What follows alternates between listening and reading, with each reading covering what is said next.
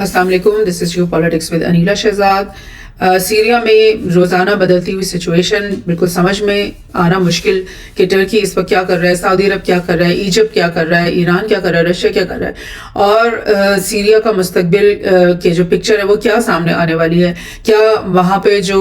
हयात तहरीर और शाम का जो लीडर है जोलानी, जिसने अपना नाम ही चेंज कर लिया बाय द वे, और उसने अपने आप को अल शर्रा का नाम दे दिया जो कि एक सीरियन डिसेंट का नाम है, यानी सीरियन कबीले का नाम है। और जोलानी के बारे में कुछ एनालिस्ट ये कह रहे हैं, मैंने पढ़ा है कि जोलानी जो है वो सीरियन नहीं है बल्कि वो अरब डिसेंट का है, शायद सऊदी अरब से ताल्लुक़ होगा उसका या इराक से ताल्लुक़ होगा,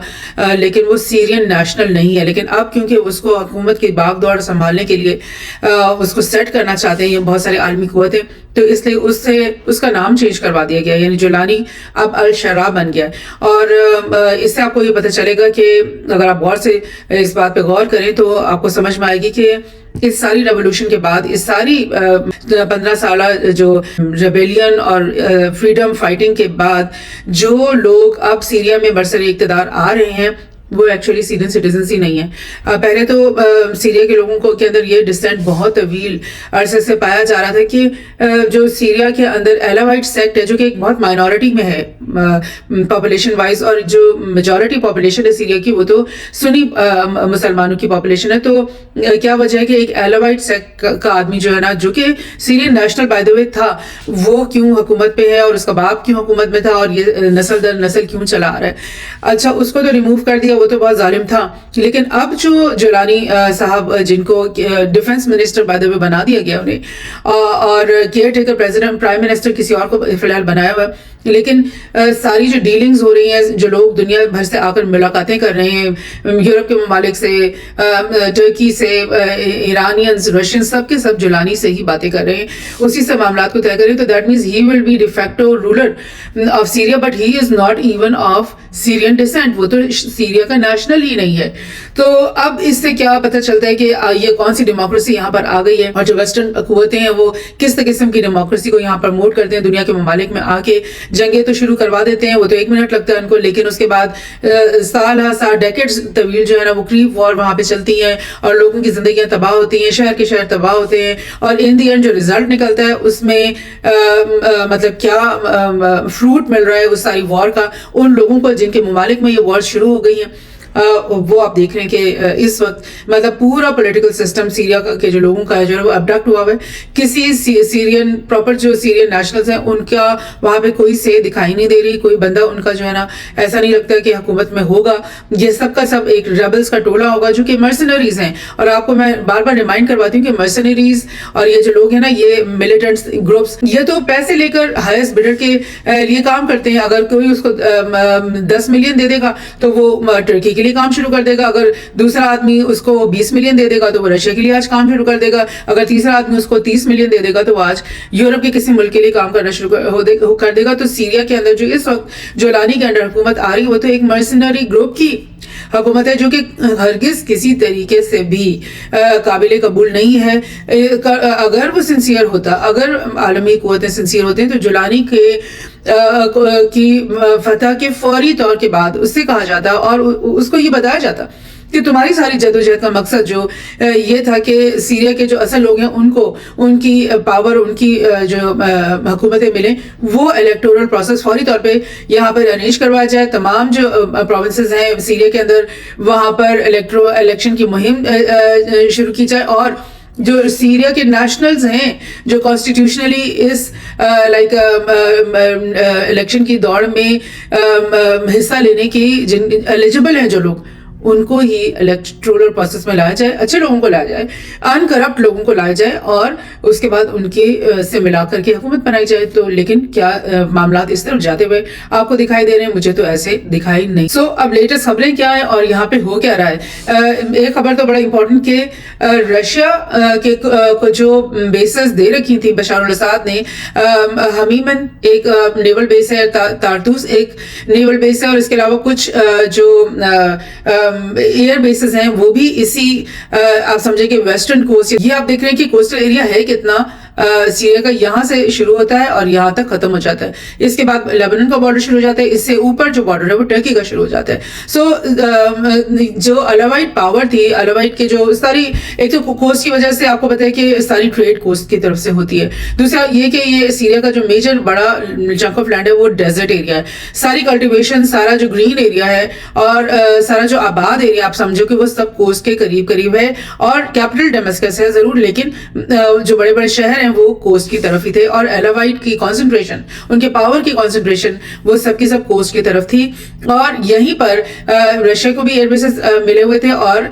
ये जो 2 नेवल बेसेस हैं यहाँ पर रशियन शिप्स भी खड़ी हुई थी. तो अब जो खबरें हैं वो ये हैं कि गालिबन रशिया से जो जहाज हैं वो उड़ के आ रहे हैं, टर्की की एयर स्पेस से गुजरते हैं वो, और फिर अपने नेवल बेसिस पे आकर और यहाँ से सामान लाते हैं जो भी उन्होंने यहाँ से निकालना है. और वो सामान कहाँ को जा रहा है? वापस रशिया को नहीं जा रहा, बल्कि सुनने में यही आया कि ये अब सामान सबका सब लीबिया के अंदर आ रहा है. अब ये एक नई स्टोरी क्या जन्म ले रही है, इसको समझने के लिए अभी हम बहुत सारे डिफरेंट न्यूज को भी देख लेते हैं कि क्या हो रहा है दुनिया में. थोड़ा सा मैं आपको पीछे लेके जा रही हूँ सितंबर के महीने में, मतलब आज से आप समझ लें कि 4-5 महीने पुरानी बात, कि टर्की और लीबिया के बीच में एक बात हुई थी कि लीबिया के जो ऑफशोर बहुत सारा ऑयल है जो कि अभी अनएक्सप्लोर्ड है. ये मैं आपको दोबारा दिखा देती हूँ कि लीबिया का ये जो मेडिटेरेनियन ओशन आपको दिखाई दे रहा है और यहाँ पर आपको दिखाई दे रहा है कि ये कोस्ट पूरी की पूरी इजिप्ट के पास है. और इजिप्ट जो है वो ऑफशोर ड्रिलिंग करता है. और लेकिन लीबिया की क्योंकि हमेशा से एक टसल चली आ रही थी, एक जंग सी, कोल्ड वॉर सी चली आती थी यूएस और वेस्टर्न एलाइज के साथ, तो लिहाजा इन लोगों ने कभी भी लीबिया को ये ऑफर नहीं किया कि ये जो टेक्नोलॉजी है ऑफशोर ड्रिलिंग की, ये हम तुम्हारे से शेयर कर लेते हैं और हम तुम्हारे लिए ये ऑयल ड्रिलिंग करते हैं और फिर हम बांट लेंगे या हम जो भी करेंगे. वो सिलसिला अब तक शुरू नहीं हो सका था लीबिया के लिए, मगर डेफिनेटली लीबिया के भी जो ऑफशोर अगर ड्रिलिंग की जाए तो बहुत सारा ऑयल यहाँ से निकलेगा. पहले भी लीबिया के अंदर बेशुमार ऑयल है. ये अफ्रीका का तकरीबन one of the biggest oil producing nation है. बहुत रिच कंट्री है लीबिया. और गद्दाफी की मैं आपको बात रिमाइंड करवा दूं कि गद्दाफी जो है ना वो एक पैन अफ्रीकन, पैन अरब किस्म का ज़हनियत का मालिक था. और वो जो है ना हमेशा अरब कंट्रीज को कहता रहता था कि हमें यूनाइट होना चाहिए, हमें अपने जो रीजन से यूएस और यूरोपियन इंटरेस्ट को निकालना चाहिए, हमें अपने जो है ना वो डिफेंस जो है ना इकट्ठे मिलकर करना चाहिए. और वो अरब स्प्रिंग से कुछ अर्से पहले उसने तकरीरें भी की हैं अरब लीग के इजलासों में आकर के ये लोग मुझे भी मार देंगे और उसके बाद एक एक करके तुम सबको मारेंगे. और वही हुआ कि अरब स्प्रिंग जब शुरू हुआ तो गद्दाफी को मारा भी गया, उसकी लाश को घसीटा गया,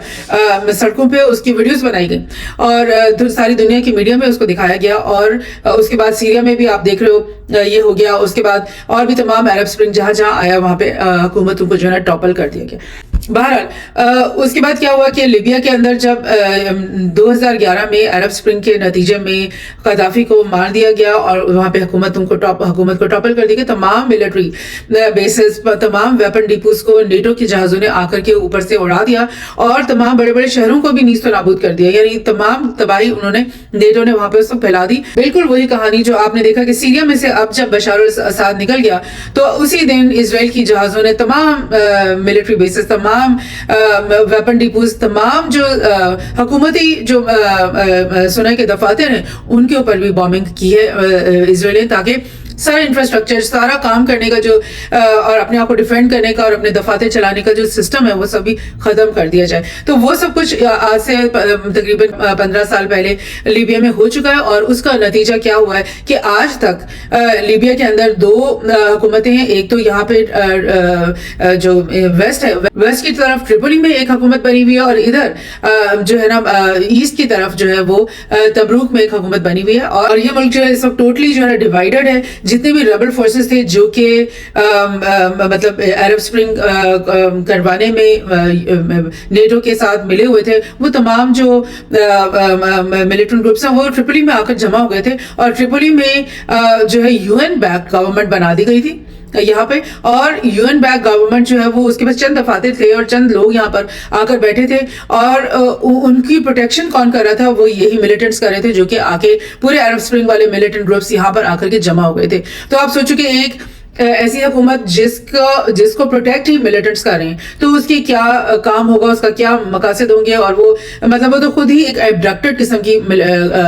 حکومتوں کی یہی وجہ ہے کہ اس حکومت کی جو ریٹ ہے وہ اپنے دفاتر سے باہر نہیں نکلتی. اور کئی دفعہ کلیشز ہو چکے ہیں تبروک اور ٹریپولی کے درمیان, لیکن کوئی بھی کلیش جو ہے وہ فیصلہ کن تو نہیں ہوا ابھی تک. لیکن بہرحال تبروک میں جو ہے خلیفہ حفتار جو کہ غدافی کے ایک پرانے جنرل تھے, انہوں نے یہاں پہ حکومت بنائی ہوئی ہے. اور ان کے ساتھ جو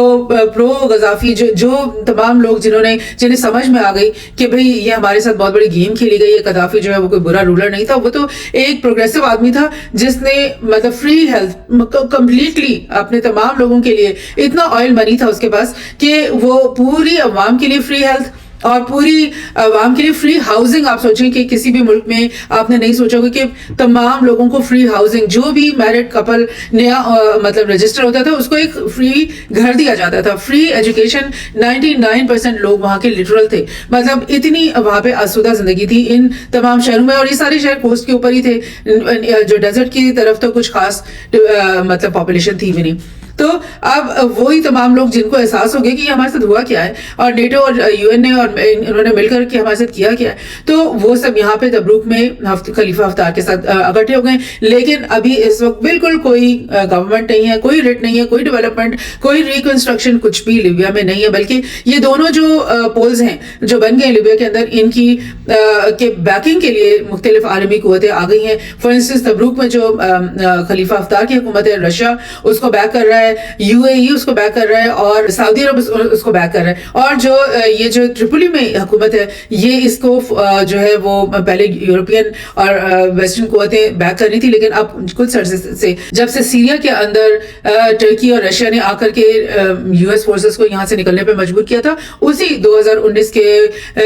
آس پاس انہی دو قوتوں نے یعنی ترکی اور رشیا نے آ کر کے لیبیا کے فرنٹ میں بھی جو ہے نا وہ آ گئے تھے. اور ٹریپولی کی جو حکومت یہاں پر ہے اس کو ترکی نے آ کر بیک کر لیا, اور تبروک کی حکومت کو آ کر کے رشیا نے بیک کر لیا. تو اب یہ سمجھا جا رہا ہے کہ اگر اب سیریا کی وار اوور ہو گئی ہے, یہاں سے اب اگر رشیا نکلنا چاہتا ہے اور مطلب یہاں پہ کام جیسے کرنا چاہتے تھے سیٹنگ وہ ہو گئی ہے, تو اب وہ تمام فورسز جو یہاں پر ہیں وہ کہاں جائیں گے. تو رشیا کی جو فورسز ہیں ان کے بارے میں پتہ چل رہا ہے کہ وہ تبروک میں آ کر کے خلیفہ حفتار کے ارد گرد جمع ہو رہی ہیں, اور ترکی کے بارے میں کہ وہ بھی اپنا ٹریپولی کی جو حکومت ہے اس کے ساتھ مزید ری انفورسمنٹ کر رہا ہے. اور جو ایرانین فورسز ہیں وہ تو بالکل خاموش ہیں, بالکل ایسا لگتا ہے کہ صفحے سے غائب ہی ہو گئی, مٹا دیا گیا انہیں. اور وی ڈونٹ نو کہ وہ یہیں پر سیریا کے اندر ہی انڈر گراؤنڈ ہو گئی ہیں, چھپ گئی ہیں, یا پھر کیا وہ واقعی پوری کے پورے سیریا کو خالی کر کے عراق کے سرزمین کے اندر شفٹ ہو چکی ہیں. اور اب ان کا آگے لاہی عمل کیا ہوگا. بظاہر تو یہی خبروں میں آ گیا ہے کہ سیریا کے اندر ایران کے جتنے بھی مطلب انفلوئنس تھا یا موجودگی تھی وہ سب ختم ہو گئی ہے. تبھی کہا جا رہا ہے کہ ایران سے جو ہے نا اب لیبنان تک کمک نہیں جا سکے گی, کیونکہ سیریا کے اندر جو ایرانی پریزنس تھی وہ ختم ہو گئی. بہرحال یہ سب باتیں اور یہ سب چیزیں ہیں, لیکن کسی بھی دن آپ مینٹلی پریپیئر ہمیں رہنا ہوتا ہے کہ کوئی بھی نئی خبر آئے گی جو کہ پہلی خبروں کو کی بالکل ٹوٹلی تردید کر دے گی. ایسے چل رہا ہے تیزی سے جیو پولیٹیکل جو چیس بورڈ ہے وہ اتنی تیزی سے جو ہے مووز اپنی نئی دکھا رہے ہیں. تو میں آپ کو جو خبریں شیئر کر رہی تھی نا یہ ٹرکی کے بارے میں کہ کچھ مہینے پہلے لیبیا کے جو آف شور آئل ہے ٹریپولی کی گورنمنٹ میں آ کر کے ترکی نے ان سے بات کی کہ چلو اب ہم مل کر آف شور گیس کی ڈرلنگ کرتے ہیں. اس سے کیا ہوگا کہ جو ٹریپولی کی جو گورنمنٹ ہے وہ زیادہ مضبوط ہوگی. ظاہر گیس جب ڈرلنگ ہوگی, گیس نکلے گی, وہ سیل ہوگی, تو اس سے بہت زیادہ ریونیو آئے گا. آلدھو کہ ریونیوز کی کمی ابھی بھی نہیں ہے ایجپٹ کی گورنمنٹ کے پاس, وہ بھی میں آپ کو بتاتی ہوں, لیکن اس سے وہ اور ویلتھ ہوگی, اور زیادہ ٹریپولی کی گورنمنٹ مضبوط ہوگی, اور زیادہ ٹرکی کے جو قدم ہیں وہ لیبیا کے اندر مضبوط سے مضبوط ہوتے چلے جائیں گے. اور تبھی کی میں آپ کو خبر بتاؤں جبکہ لیبیا کے ساتھ ٹرکی نے یہ آئل ایکسپلوریشن کی بات کی, انہی دنوں میں ایجپٹ کے ساتھ بھی اردوغان نے جو ہے وہ اپنے معاملات سے کی. ایجپٹ کے ساتھ کافی زیادہ ٹسل چل رہا تھا جب سے عرب سپرنگ ہوئی, تب سے آپ کو پتہ ہے کہ ٹرکی کی خاص بات ہے کہ وہ مسلم بردرہڈ کو بیک کرتا ہے. حالانکہ مسلم بردرہڈ ایک ایسی پرانی تنظیم ہے جس سے تمام عرب جو ممالک ہیں نا وہ خائف رہتے ہیں, ہیں, خوفزدہ رہتے ہیں, کیونکہ مسلم بردرہڈ جو ہے نا وہ اس میں جو اس کی جو تحریک ہے اس میں ہمیشہ ایک سوشلسٹ پہلو رہا ہے, ایک ڈیموکریسی کا پہلو رہا ہے کہ بھئی لوگوں کو طاقت دو, اور جب لوگوں کو ڈیموکریسی کے تحت طاقت دینے کی بات آتی ہے تو پھر اس کا مطلب ہوتا ہے کہ سلطنتوں کا وہاں پہ کوئی کام نہیں, کنگڈمز کا وہاں پہ کوئی کام نہیں ہے. اور آپ کو پتہ ہے کہ پوری عرب جو پیننسلا ہے اور جتنے بھی عرب ممالک ہیں تمام کے اندر بادشاہتیں قائم ہیں اس وقت تک. تو ان سب کو جو ہے نا یہ خائف رہتے ہیں, خوفزدہ رہتے ہیں. ایون ایجپٹ جہاں پہ جو کہ گھر ہے مسلم بردرہڈ کا, وہاں پر بھی تمام جو گورنمنٹس ہیں انہوں نے ہمیشہ مسلم بردرہڈ کو لائک بین کیے رکھا ہے, اس کو لیگلائز کیا, ان کو الیکشنز میں کبھی وہ حصہ نہیں لینے دیتے, آلدو کہ وہ بہت مقبول جماعت رہی ہے لیکن ان کو وہ آگے نہیں آنے دیتے, بیکاز یہ جتنے بھی یعنی جو حسنی مبارک جو کہ تقریباً 30 سے زیادہ سال تک ایجپٹ کے اندر حکومت کرتے رہے, انہیں ظاہر خوف تھا کہ اگر ایک ڈیموکریسی کے تحت ایک جینوئن الیکٹورل پروسیس ایجپٹ میں کروایا جائے تو پھر ان کو تو کوئی ووٹ نہیں دے گا, تو لہٰذا وہ اس طرح کی چیز کو دباتے تھے. لیکن کیونکہ یہ ان سب کے تمام ممالک میں ان کو جو ہے وہ دبایا جاتا تھا, تو پھر کیا ہوتا تھا کہ یہ دوسرے ممالک میں پناہ لیتے تھے, اور ٹرکی ان ممالک میں سے ہے جو کہ جنہوں نے ان کو ہمیشہ پناہ دی ہے اور اس کو ایک طاقت سمجھا. اور اسی وجہ سے آپ پتہ ہے یہ غلط فہمیاں شروع ہو جاتی ہیں اور اختلافات شروع ہو جاتے ہیں, کیونکہ آپ کے جو ڈسینڈنٹ ہیں, آپ کے جو ناپسندیدہ لوگ ہیں, اگر ان کو ٹرکی اپنے ملک میں پناہ دے گا تو پھر یہ لوگ تو آپ کو اپنا دشمن سمجھنا شروع ہو جائیں گے. تو اس لیے پھر ان کے اندر دوریاں بھی آنا شروع ہو جاتی. تو وہی ہوا کہ ایجپٹ میں جب حسنی مبارک کے جانے کے بعد پہلے ڈیموکریٹک الیکشنز ہولڈ ہوئے تو محمد مرسی جو کہ مسلم بردرہڈ کے لیڈر تھے وہ کلین سویپ انہوں نے الیکشن جیت لی, اور الیکشن جیتنے کے بعد انہوں نے پھر جب وہ پاور میں آئے تو انہوں نے فوری طور پہ تو وہ ایسی باتیں سامنے لانے لگ گئے کہ جو کہ ایجپٹ کے لوگوں کی بہتری کے لیے, ایجپٹ کے اپنی فلاح و بہبود کے اور ڈیولپمنٹ کے لیے, اور جو انٹرنیشنل قوتوں کے یہاں پہ انٹرسٹ ہے ان سب کو وہ بالائے طاق رکھنا شروع ہو گئے. تو کیا ہوا کہ ان کو ایک سال بھی ان کی حکومت نہیں چلنے دی, اور جو حسنی مبارک کے پرانے جو جنرل تھے سی سی, ان کو الاؤ کیا گیا کہ وہ کو کر کے مرسی کی حکومت کو گرا دیں اور اس کو جیل میں ڈال دیں, اور سی سی پھر اس کے بعد سے آج تک حکومت کر رہا ہے. اور تب سے ٹرکی جو ہے نا وہ آج سے مطلب 3-4 سال پرانی بات ہوگی کہ تب سے ٹرکی جو ہے نا اس کی ڈپلومیسی ایجپٹ کے ساتھ بالکل ختم ہوئی تھی, بیکاز ٹرکی سمجھتا ہے کہ ایک ڈیموکریٹکلی الیکٹڈ گورنمنٹ کو جو کہ ان کی دوست تھی مرسی کی جو مسلم بردرہڈ کی پارٹی, اس کو ناحق طریقے سے ایجپٹ نے نکال دیا. سو لیکن اس ساری واقعات کے مطلب 3-4 سال بعد آہستہ آہستہ دونوں ممالک میں دوبارہ سے ریپروچمنٹ شروع ہوئی, اور بالآخر اسی سال سپٹمبر میں سی سی جو ہے وہ ٹرکی آئے, انہوں نے اردوغان سے ملاقات کی, اور لائک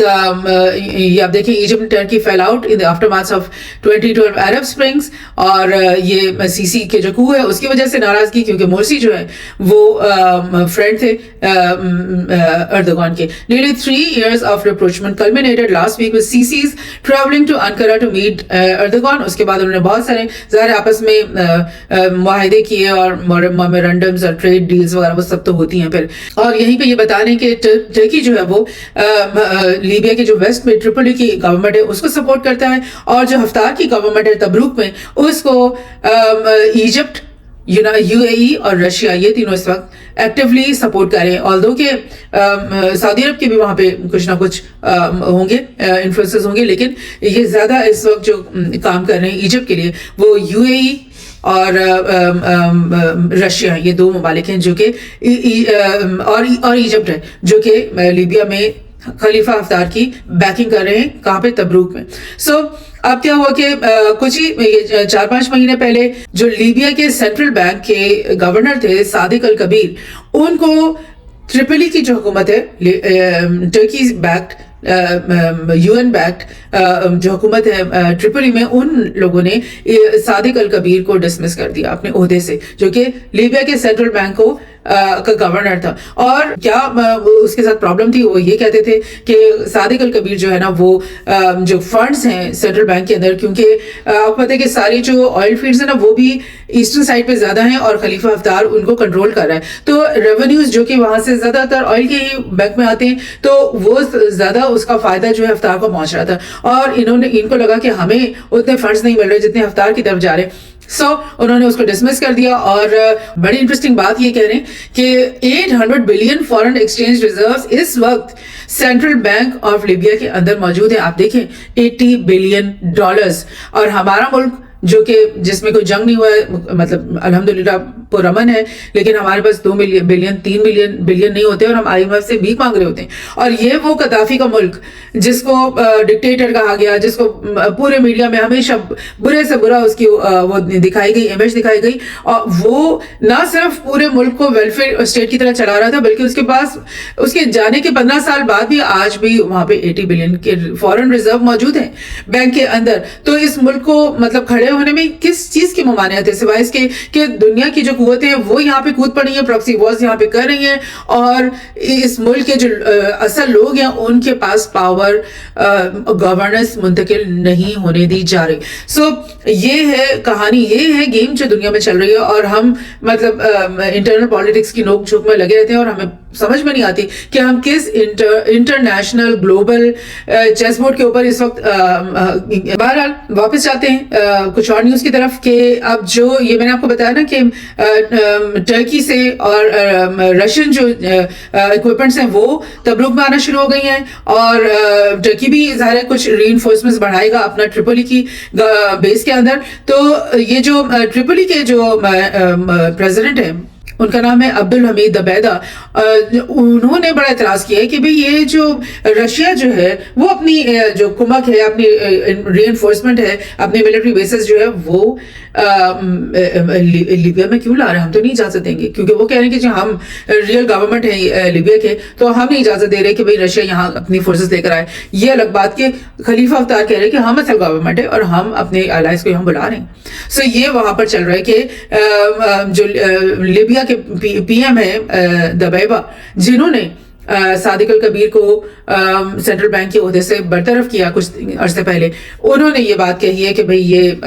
تو بہت غلط ہو رہا ہے, ہم تو اجازت نہیں دیں گے. سو یہ گیم چل رہی ہے. ایک نیوز بڑی انٹرسٹنگ, آپ کو ایسے لگے گا کہ یہ نیوز جو ہے نا یہ الگ الگ ہے, ان کا آپس میں کوئی تعلق نہیں بن رہا, ریلیونس نہیں بن رہی, لیکن اگر آپ تھوڑا سا غور کریں تو ریلیونس بہت زیادہ بن رہی ہے. جب ہم یہ دیکھتے ہیں کہ ٹرکی ہنگری جو ہے وہ دونوں نے یہ کہا ہے کہ یو ایس نے ان کو رشیا کے گیس پروم بینک کو پیمنٹ کرنے کا سے جو روکا ہوا تھا سینکشنز کے ذریعے سب ممالک کو, تو انہوں نے ٹرکی اور ہنگری کو یو ایس نے اجازت دے دی کہ چلو تم لوگ جو ہے نا دونوں گیس خرید بھی لو اور ادھر ان کے جو گیس پروم بینک ہے اس کو پیمنٹ بھی کر دو, اس میں ہم تمہیں نہیں روکیں گے. سو یہ کیا گیم ہو رہی ہے کہ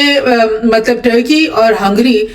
جو دو ممالک ہیں ان کو کیسے اجازت مل گئی یہ گیس خریدنے کی؟ وہ اس لیے کیونکہ ٹرکی جو بھی سیٹ اپ اب سیریا میں بنانے لگا ہے, اور ٹرمپ نے کہا بھی ہے کچھ دن پہلے کہ اب ٹرکی لیڈ کرے گا رول کہ سیریا میں کیسی نئی حکومت بننے والی ہے, تو ڈیفینیٹلی اس میں یو ایس کا اور نیٹو کا کے انٹرسٹ کا خیال رکھا جا رہا ہوگا, بلکہ ان کو سے اب یہ شرائط بنوائی جا رہی ہوں گی کہ تم لوگ اب ہماری یہ باتیں مانو کہ جو تم نے ہمیں ہمارے ساتھ زیادتی کر رکھی ہے, سینکشنز لگا رکھے ہیں, وہ ختم کرو, پھر ہم تمہیں یہاں پہ کوئی اسپیس دیں گے, پھر ہم تمہیں یہاں پہ کوئی پاؤ رکھنے کی جگہ دیں گے. ہو سکتا ہے ایسے ہو رہا ہو, یا پھر ہو سکتا ہے جیسے بہت سارا میڈیا یہ کہہ رہا ہے کہ ٹرکی تو گیم ہی یو ایس ہی کھیل رہا ہے, ٹرکی تو گیم ہی نیٹو کے لیے کھیل رہا ہے, جو کہ میرے خیال میں بالکل غلط ہے, کیونکہ ٹرکی جو ہے وہ اکیلے اگر نیٹو کی گیم کھیل رہا ہوتا تو کبھی بھی رشیا اور ایران جو ہے وہ پیچھے نہ ہٹتے خاموشی سے یہ چیز,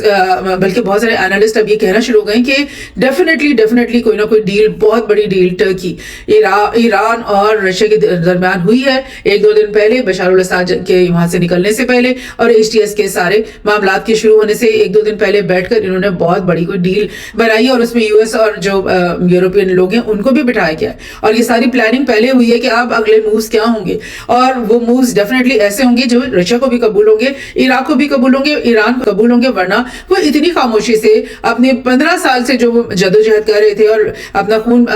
پسینہ یہ کر رہے تھے, وہ اتنی خاموشی سے وہاں سے کیوں نکل جاتے؟ تو یہ بات سوچنے کی ہے, اور یہ ایسا ڈیفینیٹلی ہوا ہوگا. سو یہ چیز بھی اس کو ایک کلو دے رہی ہے کہ بھئی انڈر دا ٹیبل کیا کیا ڈیلز وہاں پہ ہو رہی ہیں اور ہو چکی ہیں. ایک اور جگہ سے دیکھتے ہیں, Turkey looks set to play an outsized role in shaping the new Syria after Assad. یعنی ٹرمپ نے بھی کہہ دیا کہ ٹرکی ہی رول پلے کرے گا, وہی لیڈ کرے گا, اور ٹرکی خود کیا کر رہا ہے, ٹرکی بار بار کہہ رہا ہے کہ عرب کے اسٹیٹس میں ہمارے پاس آئیں, وہ کہہ رہے ہیں کہ ایران آئے, رشیا آئے, ملے اور ہم مل کر آگے کا راستہ بنائیں گے. وہ یہ بالکل بھی نہیں کہہ رہا کہ بھئی میں تو کسی سے نہیں پوچھنے والا اور ایچ ٹی ایس وہی کرے گا جو میں کہوں گا، بلکہ ہر ایک کو بلایا جا رہا ہے، تمام فارن منسٹرز کو بلایا جا رہا ہے، تمام جو ہے وہ ڈپلومیسی سیریا کے اندر بھی شروع ہو رکھی ہے، ترکی کے ساتھ بھی ہو رکھی ہے، اور جو اردوغان ہے وہ ہر ایک سے ملتے ہیں، وہ ہرگز یعنی ایرانین پی ایم سے ملتے ہیں، وہ رشین ڈیلیگیٹ سے ملتے ہیں، تمام کے ساتھ ان کی بہت گہری دوست. اور یہ دیکھیں Turkey seeks Saudi Arab and U A E support for new Syria, مطلب کہ ٹرکی کا رول اس قسم کا، میں پہلے بھی لاسٹ پوڈ کاسٹ میں بھی میں نے آپ سے یہی کہا تھا کہ ٹرکی کا رول ایسا ہے کہ کیونکہ وہ نیٹو کا ممبر ہے تو وہ ان کی بھی بلیسنگز لے لیتا ہے، وہ ان کے ساتھ بھی الائنس اس کی ایک طرح کی اندر خاتے چل رہی ہوتی ہے، اور اس طرف وہ برکس کے ساتھ، چائنا کے ساتھ، رشیا کے ساتھ بہت زیادہ کوآرڈینیشن میں اپنے تمام مووز چلاتا ہے. تو دیٹ مینس کہ یہ بڑا ہی ڈفرنٹ قسم کا. لیکن اس ساری چیز کے اندر ایک بات ضرور ہے کہ غازہ جو ہے اور پیلسٹائن ہے نا وہ ٹوٹلی نگلیکٹ ہو رہے ہیں، اور اب ایسا لگ رہا ہے کہ جیسے بیونڈ غازہ، بیونڈ پیلسٹائن تمام معاملات کو سیٹ کر دیا گیا، اور غزہ کا جو ایشو ہے یا پیلسٹائن کا جو ایز اے ہول ایشو ہے یا 2 اسٹیٹ سولوشن کا جو ایشو ہے اس کو ایک دفعہ پھر بیک برنر پہ رکھ دیا گیا ہے کہ چلو اب اس کا ہم 5 سال بعد دیکھیں گے، 10 سال بعد دیکھیں گے، ایسا لگ رہا ہے. although کہ اس بات کی تو مجھے کبھی امید ہے کہ غزہ کا سیز فائر جو ہے نا کسی بھی دن سامنے آ جائے گا، اس کے اوپر بات چیت بھی ہو رہی ہے، پارٹیز بیٹھی بھی ہوئی ہیں، اور مجھے لگ رہا ہے کہ یہ ساری جو کچھ ہوئی ہے اس کے اندر ڈیفینیٹلی یہ کلاز پہلے سے رکھا گیا ہے کہ یہ سب کچھ ہم کریں گے، بشار الاسد کو نکال دیں گے اور غزہ کے اندر سیز فائر ہوگا، اور یہ آپ کو چند دن میں اب دکھائی دے گا. اور اس کے بعد کیا ہوگا کہ پیلسٹائن کا جو ایز اے ہول ایشو ہے 2 اسٹیٹ سولوشن والا جو معاملہ ہے اس کو اگین بیک برنر پہ رکھ دیا جائے گا، چاہے 5 سال 10 سال. اور یہ عرب اسٹیٹس اور یہ جو ریجنل پاورز ہیں یہ دیکھیں گے کہ کیا وہ کبھی اس قابل ہوتے ہیں کہ دوبارہ سے وہ اتنے اسٹرانگ ہو جائے کہ وہ یو ایس اور جو ہے اسرائیل تمام کو جو ہے نا وہ